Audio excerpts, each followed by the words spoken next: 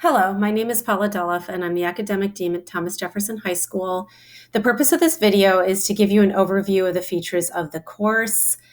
This is not about the test, actually. This is not about what the test entails, how to prepare students for the test. This is simply how to use the video. I've actually already made a video like this, but since I made the video, I've added a lot to the course, so I wanted to create a new video so it was a little more reflective of what the course currently looks like. Okay, so as normal with a Canvas course, there's all different kinds of modules. So I wanted to just show you the modules. There is going to be a specific video about how to use the question banks to create your own quizzes based on all the materials that I've compiled together.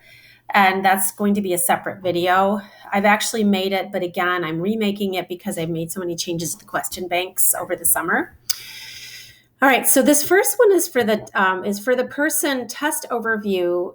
So this video is made, or excuse me, this course is designed for a teacher who already knows the TSI and just needs some extra resources, but it's also made for the teacher who has never really interacted with the TSI and their administrator walks in the room and says, hey, we need you to do TSI intervention, and you don't know anything about the test. This is designed to sort of help you understand the test. A little bit about me is that I'm not going to go into too much detail because I kind of have given my background in a lot of these other videos, but I was a teacher at the early college high school in Harlandale for 5 years.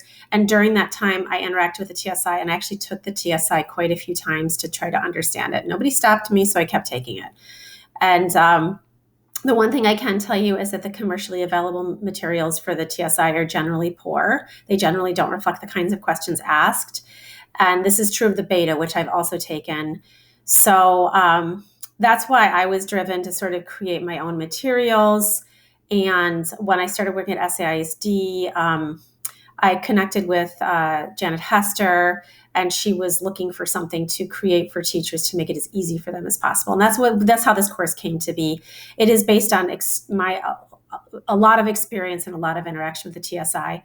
All that said, I feel like you guys could probably teach me some things about the TSI if you've also interacted with the test a lot. So I look forward to tips and tricks from you that you will share with me as we continue to work together on this crazy thing called the TSI.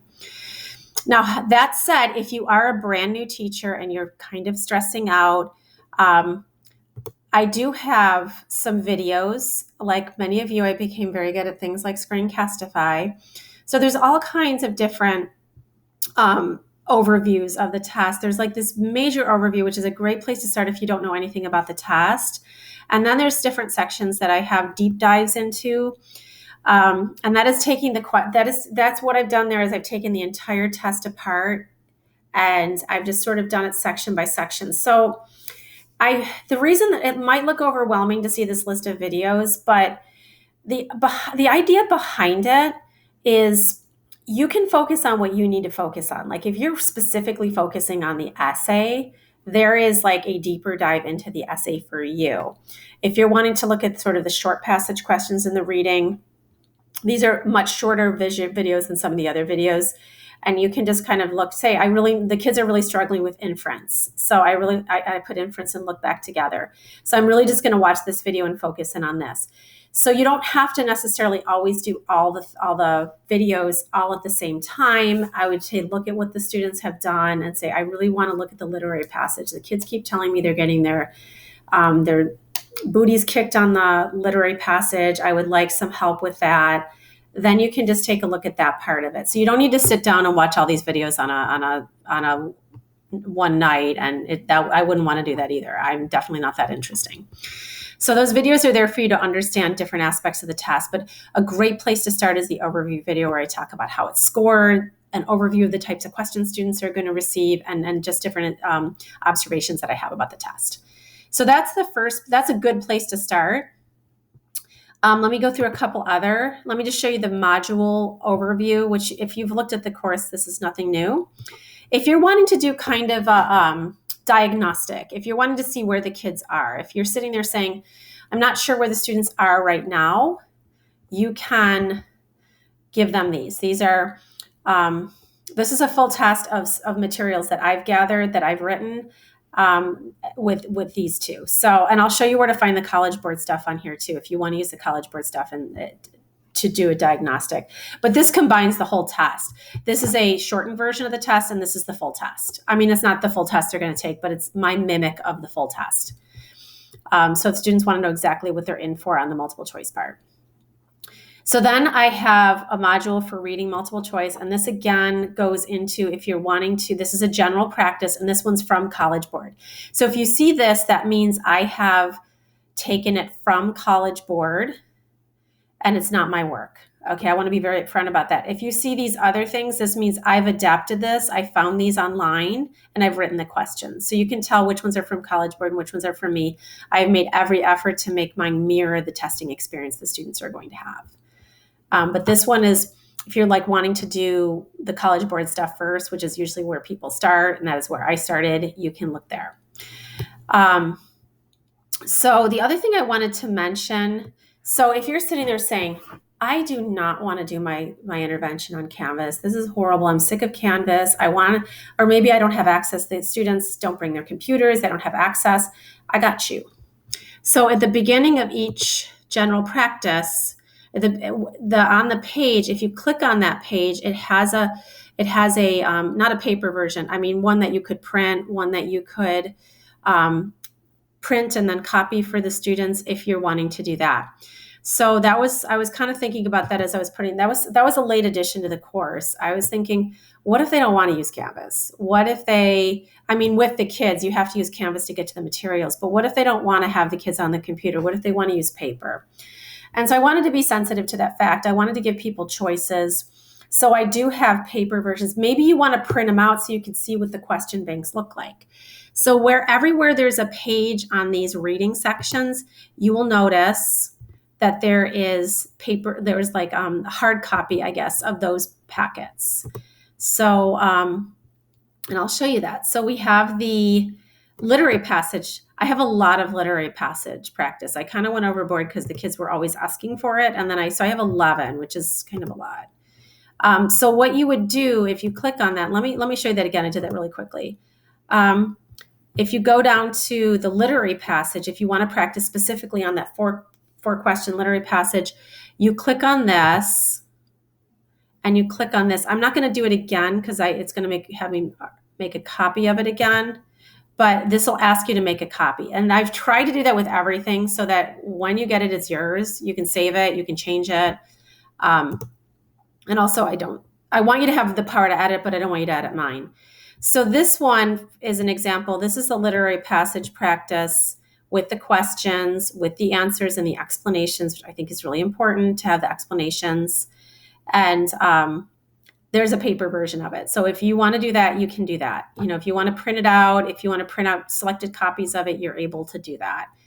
I want to be sensitive to the fact that some people are still getting used to Canvas, or they might just maybe you're great at Canvas, you just want to break from it. So I've done that with all of the different practices, is I've given you a Google Doc version of it. So that was something that I wasn't going to do because I was like, no, they can just use Canvas, but then I was wanting to make this a friendly course for everybody. And so then you go I break the short passage into 3 different sections, into questions about vocab and questions about tone, inference questions, look back practice, and primary purpose and author's craft. And if you're not sure what I mean by categorizing the questions that way, there's an explanation in those videos, or you can reach out to me and I can explain it. Next are your writing multiple choice practice, same concept. Okay. The question banks are also in the pages. So like if you want to look at all the essay revision questions that to this point I've created and I've added, you can click on that, make a copy. Same as the other sections. And there's the essay revision, and then there's again, broken down shorter practices. If you want to work on key skills, that's how you can do that. And then we get into the essay practice. These are the packets from the College Board. Again, I try to be very good about labeling what work I got from other people because I want to be very, have integrity, have academic integrity. These are strategies that I've come up with for writing the writing the essay, like if you want to work with them on writing essays. I have to give credit to Mary Guerrero because I took her chores chart that she gave me and I adapted it. So I got to give, again, I like to give credit to people who help me, and I'll actually add that to the Google Doc. So she's given credit.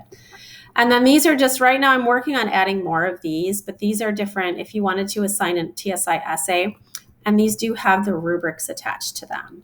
So except that one, I have to attach the rubric to that one.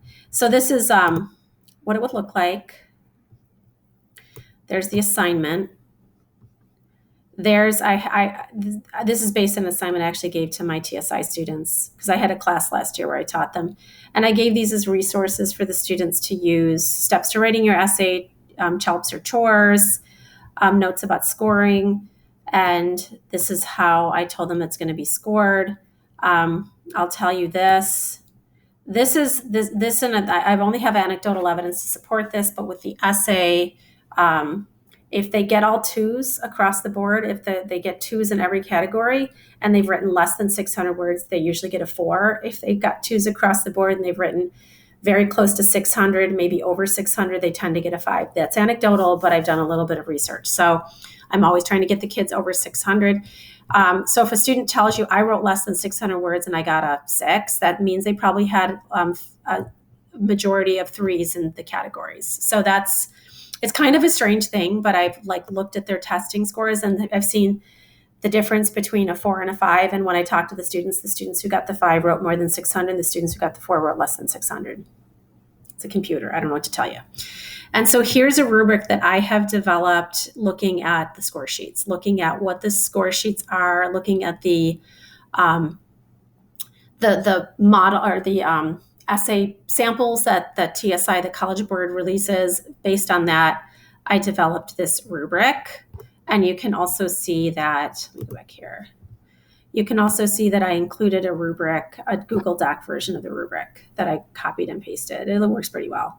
So these are actual strategies. These are adapted from the slideshows, but they're actually, again, you can make them into a handout if that's your jam. And that if you like to use chores or CHALPs to help students brainstorm content. If you've never heard of it, check it out. I think it's a really handy strategy for students to use if they need to try to think outside of their own experiences for examples. All right, so this is kind of an overview of what the course has to offer. I sincerely want feedback. So if you look at something and you're like, I wish I saw this, or I wish this was organized a little differently. If I hear that from a few people, then I might change it. I might change it up. But even if you say, hey, I would love more, I need more samples of this. This is what the kids really need. And this is what the kids really are struggling with. We can work together to develop more resources for the students. But if you want to see in terms of the amount of questions that I have, I'm going to do another video on the question bank and how to navigate those and how to use those to make your own quizzes. That's going to be this video that's right here. There is a video right now, but I'm redoing it because I changed the course since I did the first one. All right. If you have any questions, reach out to me. I'm at Thomas Jefferson High School and I'm the academic dean, and my email address is all over the slideshows, so you can find it there. Thank you very much, and I hope you have a wonderful day.